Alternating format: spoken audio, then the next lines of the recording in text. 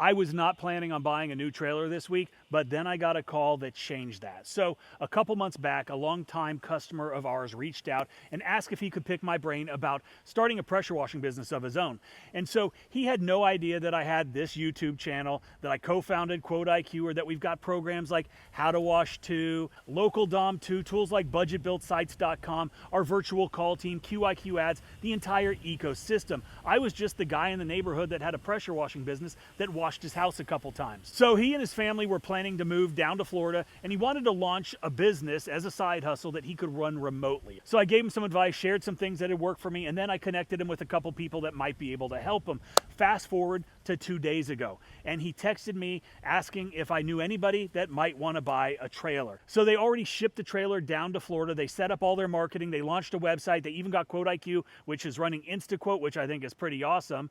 But their plans changed. They decided that they were going to stay put. They were going to stay in Savannah. They weren't going to move. And instead, now they're looking to buy an existing business with a customer base, something that's a little bit easier to manage with both of them working full time. Meanwhile, I've been thinking about building out a new trailer. Now, the one that you have seen for the past couple years, it's seen better days. And that's one of the trade-offs when you're not on the truck every day. Your employees, they're just not going to take care of the equipment the same way that you would.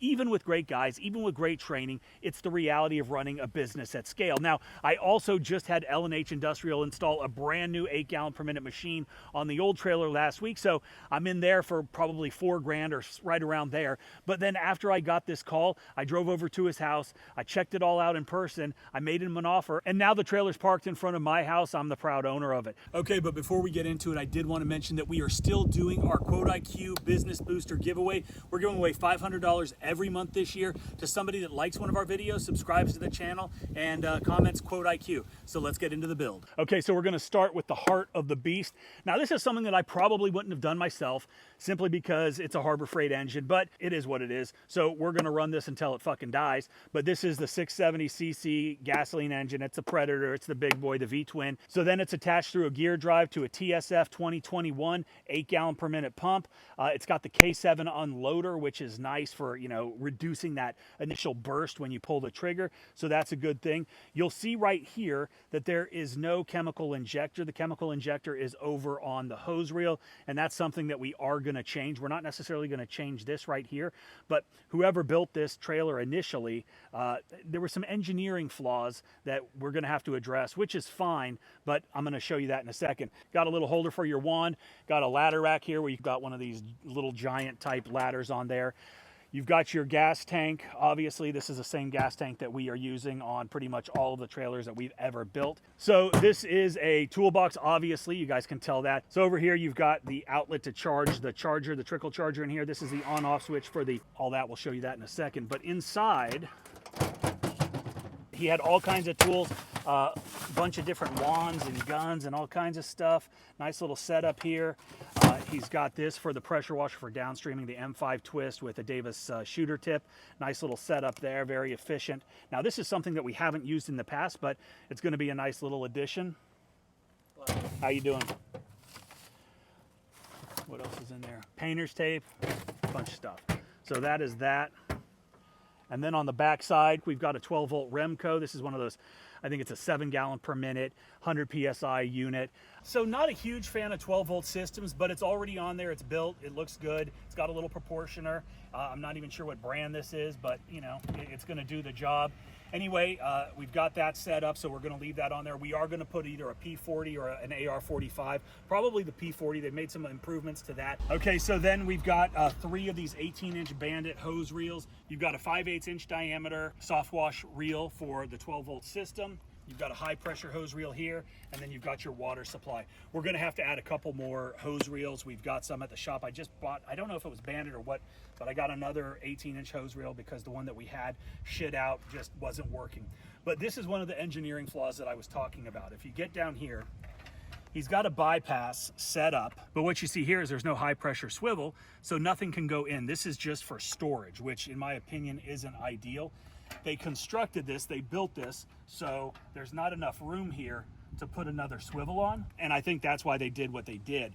So we're going to have to move this entire thing over, probably do some re-welding and reworking so this is actually functional and makes sense, because there's no need to pull all of your hose off every single time just to hook it up right here. So we'll make that improvement and move on from there. Okay, so I gotta say this.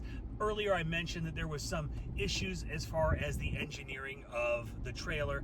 That was just my opinion. I ended up talking to the guy that built the trailer.